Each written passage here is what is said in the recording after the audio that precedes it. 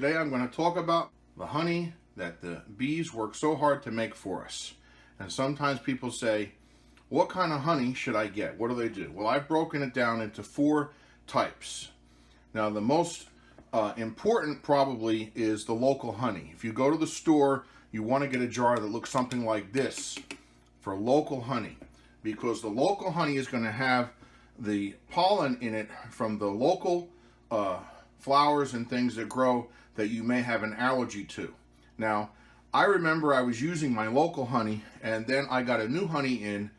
It was actually a Tupelo honey from Florida, which I thought was the sweetest until I found out the acacia is sweeter than that, in my opinion.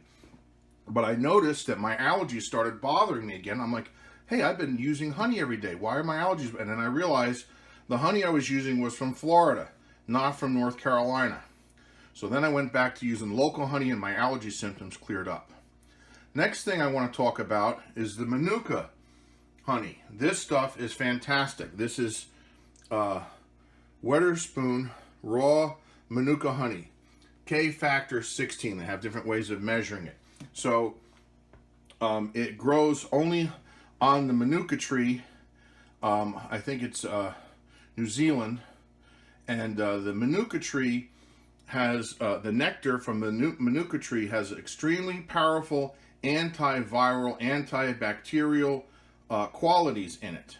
And so when you try this honey, I noticed I was starting to get a cold, and I started to put the Manuka into my oatmeal, and then in a couple of days I felt way better. So this will help you fight off a cold if you have one. Start taking a spoon of this every day if you're trying to fight off a cold. Now, this one I call my oatmeal honey, because when I make my oatmeal, I generally put this in the oatmeal because the buckwheat has the highest mineral content of the honeys. It's also the darkest. It's very dark honey, has sort of a molasses taste to it. So I put that in the background when I make my oatmeal. And so, you can choose to use them wherever you want. I usually put this in my tea, and I put this one in the oatmeal. Now, when I was trying to adjust to the taste of avocados, because I know they're very healthy, but I wasn't too fond of the taste, I've adjusted them a little better. It's not like they taste great, but they're okay. I was putting this acacia honey, which is from the Savannah Bee Company. Got that from Amazon, but you can probably go to their own website, Savannah Bee Company, and get it. And this stuff is the sweetest tasting honey, in my opinion, you're ever going to taste. I mean, it's like pure candy. It is super sweet. So I would put this on top of the avocado, and I was able to manage to eat the avocado without any problem, even though I didn't really like the taste of the avocado. This had such a super sweet taste.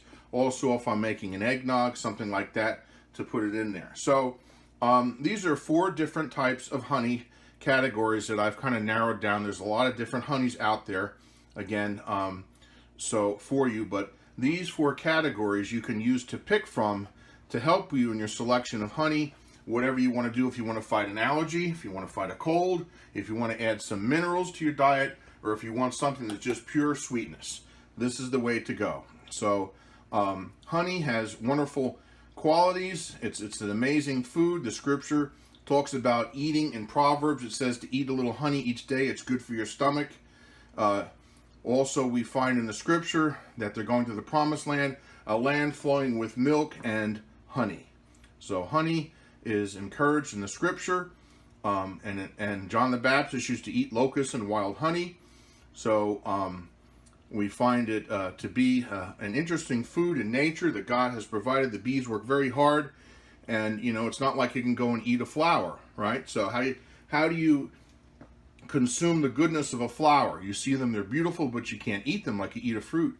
Well, the bees go in there and they get the nectar out of the flower, and they give us the wonderful taste so it's sort of like the fruit of the flower, as it were. The nectar comes out, and this one here from the northern acacia trees in Italy is the sweetest that you can get. So I encourage you to eat a little honey every day, as the scripture says.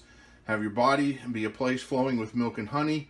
Lots of the health benefits from honey, so that the Lord will help you live a long time. Many of the People that live over 100 talk about honey along with garlic and some other things that they eat as something that help them live longer. So this will help you live longer, healthier, with more energy to serve the Lord, getting some time in for prayer every day to prepare yourself to enter into his kingdom. God bless you.